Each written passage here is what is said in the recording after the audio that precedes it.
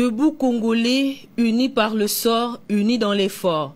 Cet extrait de l'hymne national revêt aussi bien un caractère patriotique que spirituel. Ces femmes issues des différents horizons et regroupées au sein de la 37e communauté des Assemblées de Dieu, Église du Christ au Congo, l'ont compris. Elles se sont réunies ce 14 octobre pour une journée de prière. Un seul sujet, la RDC. Une communion d'esprit à laquelle a pris part une de leurs croyantes, Denise Nyakeruchi Sikidi.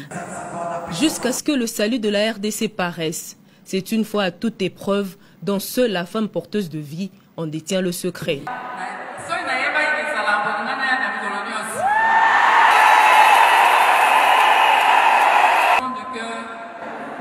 J'ai passé des moments agréables. Je sais que notre Dieu est fidèle. Je sais que notre Dieu va pourvoir.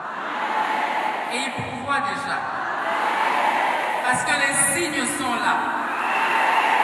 Et je suis une femme de foi. Je sais qu'on va y arriver. Je vous remercie et que mon Dieu vous bénisse. Combinant prière, travail, intégrité et intelligence, l'être suprême et la société reconnaît en la femme le potentiel de bâtir. L'engouement qu'il y a eu de toutes ces femmes de la KDC, des Assemblées de Dieu, je veux dire, ces femmes chrétiennes qui ont répondu à cet appel de venir prier pour le pays, j'ai réalisé à quel point la Congolaise portait le fardeau de son pays.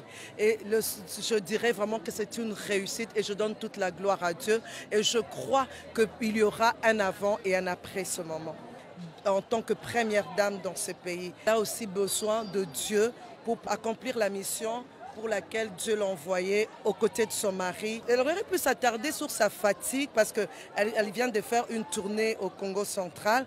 Elle s'est levée comme une femme sait le faire et elle est venue parce qu'elle savait qu'en priant avec toutes les autres femmes, la Bible nous dit, si deux personnes s'accordent pour demander quelque chose en son nom, il les leur accorde. Elle est venue, elle croit en ces dieux-là, elle croit aux prières et elle est venue participer. Au-delà d'être participante, elle était actrice aussi et j'ai beaucoup aimé.